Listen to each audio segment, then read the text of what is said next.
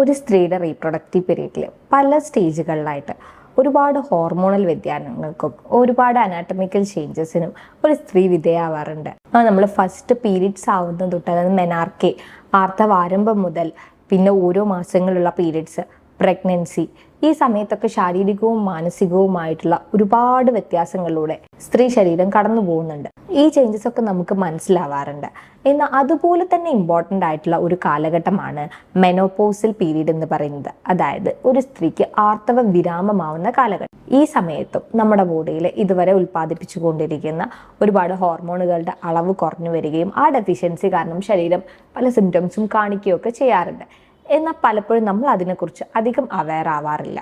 നമ്മുടെ സമൂഹത്തിൽ അല്ലെങ്കിൽ നമ്മുടെ വീടുകളിൽ തന്നെ ഈ ഒരു ഏജ് ഗ്രൂപ്പിലൂടെ കടന്നു പോകുന്ന ഒരുപാട് സ്ത്രീകളുണ്ടാവും.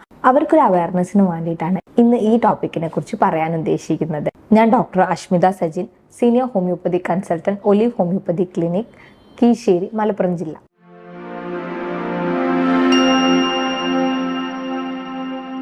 എന്താണ് മെനോപോസ്? നമുക്കിതൊരു നമ്മുടെ ഒവേറിയൻ ആക്ടിവിറ്റീസിൻ്റെ സിസേഷൻ ടൈം എന്ന് തന്നെ പറയാം. അതായത് നമ്മുടെ അണ്ഡാശയങ്ങളുടെ പ്രവർത്തനങ്ങൾ നിലയ്ക്കുന്ന ഒരു സ്റ്റേജ്, അതായത് സ്ത്രീയുടെ റീപ്രൊഡക്റ്റീവ് പീരീഡിൻ്റെ തന്നെ ഒരു എൻഡ് സ്റ്റേജ്. നമുക്കറിയാം, സ്ത്രീകളുടെ അണ്ഡാശയങ്ങളിൽ നിന്ന് ഓരോ മാസവും അണ്ടങ്ങൾ വികസിച്ച് പൂർണ്ണ വളർത്തിയെത്തിയ അണ്ടങ്ങൾ അണ്ടവിസർജനത്തിലൂടെ പുറത്തു വരികയും അത് ഓരോ മാസവും പീരീഡ്സ് ആയിട്ട് പോവുകയൊക്കെ ചെയ്യുന്നു. എന്നാൽ ആർത്തവവിരാമത്തോടനുബന്ധിച്ച് ഈ ഒരു പ്രോസസ്സ് നിലയ്ക്കുന്നു. അതിൻ്റെ ഭാഗമായിട്ട് തന്നെ നമ്മുടെ അണ്ഡാശയങ്ങളിൽ നിന്ന് ഉൽപ്പാദിപ്പിക്കുന്ന ഇമ്പോർട്ടൻ്റ് ആയിട്ടുള്ള 2 ഹോർമോണാണ് ഈസ്ട്രോജനും പ്രൊജസ്ട്രോണും. ഇതിൻ്റെ അളവും ശരീരത്തിൽ കുറഞ്ഞു വരുന്നു. നമ്മൾ മെനോപോസ് കൺഫേം ചെയ്യുന്നത് ഒരു 1 ഇയർ ഓഫ് അമിനോറിയ, അതായത് ഒരു വർഷക്കാലത്തോളം 12 മാസം നമുക്ക് പീരീഡ്സ് ആയിട്ടില്ലെങ്കിൽ ആ സ്ത്രീ ആർത്തവവിരാമമായി എന്ന് നമുക്ക് പറയാം.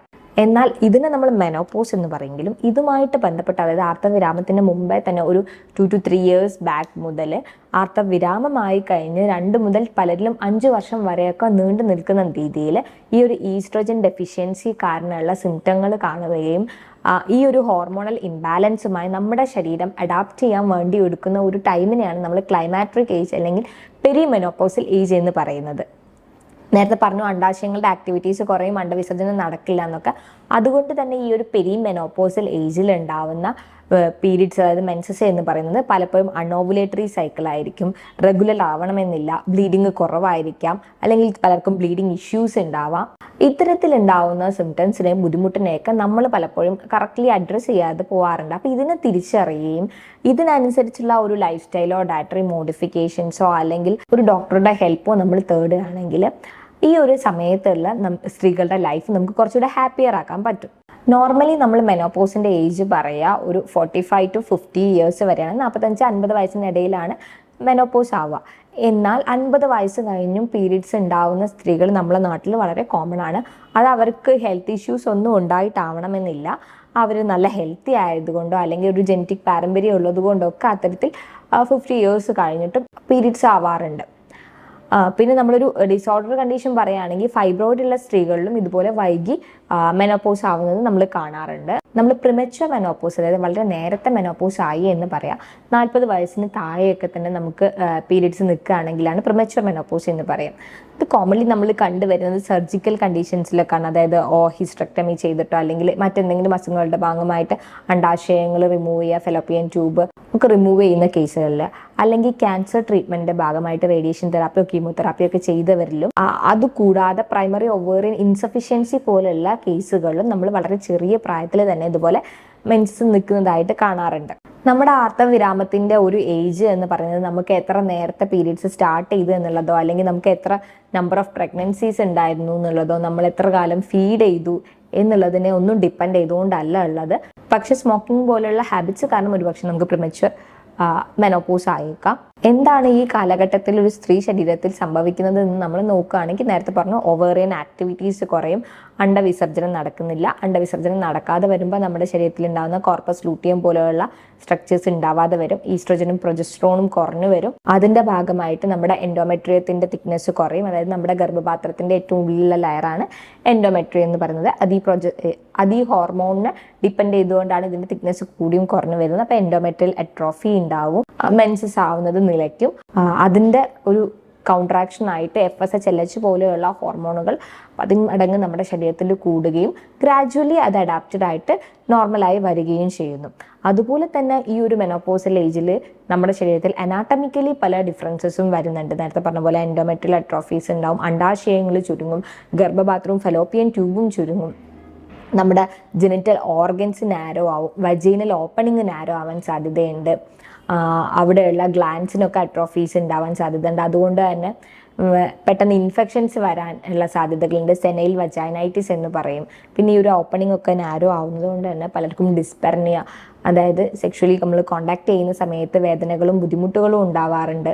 നമ്മുടെ യോനി ഭാഗത്ത് ഡ്രൈനെസ് ഫീൽ ചെയ്യാറുണ്ട്. നമ്മുടെ പെൽവിക് ഫ്ലോറിലുള്ള ലിഗമെന്റ്സ്, അതായത് നമ്മുടെ ഈ ഒരു അടിവരന്റെ ഭാഗത്തുള്ള ലിഗമെന്റ്സ് യൂട്രസിനൊക്കെ സപ്പോർട്ട് ചെയ്യുന്ന അത് വീക്കാവും. അതുകൊണ്ട് തന്നെ മെനോപോസൽ ഏജിൽ യൂട്രൈൻ പ്രൊലാപ്സ്, യൂട്രസിന് ഉണ്ടാകുന്ന താഴ്ചയ്ക്കൊക്കെ കൂടുതൽ കാരണമായേക്കാം.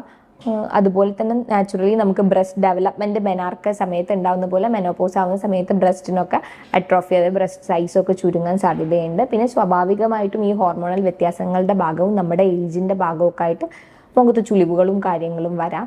ഇത് നമ്മുടെ ശരീരത്തിൽ നോർമലായിട്ട് നടന്നു പോകുന്ന ഒരു സംഭവമാണെങ്കിലും എന്തൊക്കെയാണ് ഇതിൻ്റെ റിസ്ക് ഫാക്ടർ എന്ന് ചോദിക്കുകയാണെങ്കിൽ മെയിൻലി പ്രിമച്വർ ആയിട്ട് വളരെ നേരത്തെ തന്നെ സർജിക്കൽ റീസൺ ആയിട്ടോ അല്ലെങ്കിൽ ഓവറിൻ ഫെയിലിയർ കാരണമൊക്കെ തന്നെ ഇത്തരത്തിൽ മെനോപോസ് ആവുന്നവരിൽ, അല്ലെങ്കിൽ സ്മോക്കിംഗ്, കഫീൻ പോലെയുള്ള ഹാബിറ്റ്സ് ഉള്ളവരിൽ, അല്ലെങ്കിൽ family history of menopausal disorders, അതായത് പലരിലും ആ ഒരു മെനോപോസിൻ്റെ സമയത്ത് ഹെവി ബ്ലീഡിങ് ആയിട്ടോ കാര്യങ്ങളായിട്ട് മറ്റ് അസുഖങ്ങളായിട്ട്, അല്ലെങ്കിൽ ഈസ്ട്രജൻ ഡെഫിഷ്യൻസിയുടെ സിംറ്റംസ് കാണിക്കുന്നുണ്ടെങ്കിൽ, ഒരുപാട് നാളായിട്ട് ആൻറ്റി ഈസ്ട്രജൻ തെറാപ്പീസ് ചെയ്യുന്നവരാണെങ്കിൽ, അതൊക്കെയാണ് ഇവരിൽ റിസ്ക് ഫാക്ടേഴ്സ് ഉള്ളത്.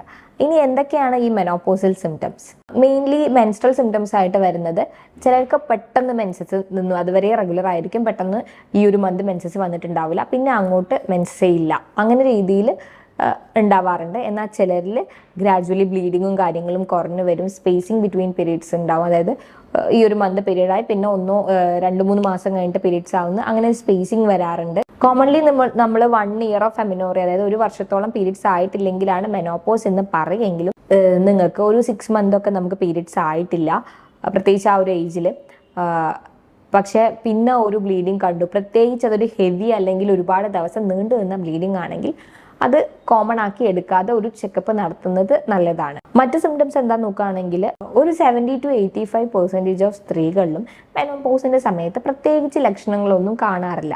എന്നാൽ ചിലരിൽ ഹോട്ട് ഫ്ലഷസ് ഒക്കെ വളരെ കോമൺ ആയിട്ട്, അതായത് ചുട്ടുപോച്ചിലുണ്ടാവുക, മെയിൻലി ഫേസിന്റെ ഭാഗത്തും കഴുത്തിലും ഒക്കെ ആണ് ചുട്ടുപോച്ചിലുണ്ടാവുക.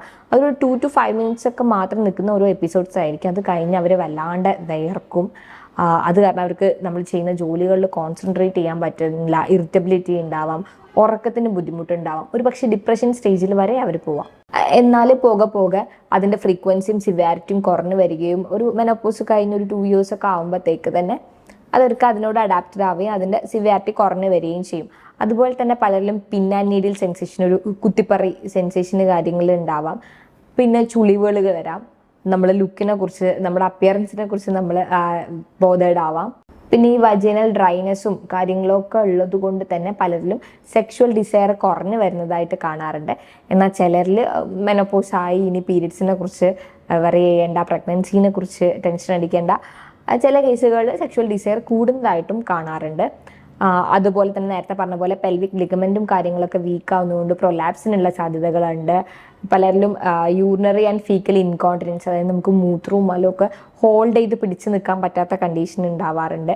വജിനൽ ഇൻഫെക്ഷൻസ് ഉണ്ടാവാം. പിന്നെ നമുക്കൊരു മെനോപോസിന് ശേഷം നമ്മൾ പറഞ്ഞ ഈസ്ട്രോജൻ ഡെഫിഷ്യൻസി, ഈ ഹോർമോണൽ ഡെഫിഷ്യൻസി കാരണം, ഈസ്ട്രോജൻ എന്ന് പറയുന്ന ഹോർമോൺ നമ്മുടെ ഹാർട്ടിനും ബോണിനും ഒക്കെ ഒരു പ്രൊട്ടക്റ്റീവ് സിസ്റ്റമായിട്ട് വർക്ക് ചെയ്യുന്നുണ്ട്. അപ്പോൾ അതിൻ്റെ ഒരു ലേറ്റ് സീക്വലായിട്ട് കോമൺലി നമ്മൾ സ്ത്രീകളിൽ നോക്കുകയാണെങ്കിൽ, ഇപ്പോൾ ഹാർട്ട് ഡിസീസ് ആണെങ്കിലും കാര്യങ്ങളൊക്കെ ആണെങ്കിലും ആർത്തവവിരാമത്തിന് ശേഷമാണ് അധികമായിട്ട് കണ്ടുവരുന്നത്.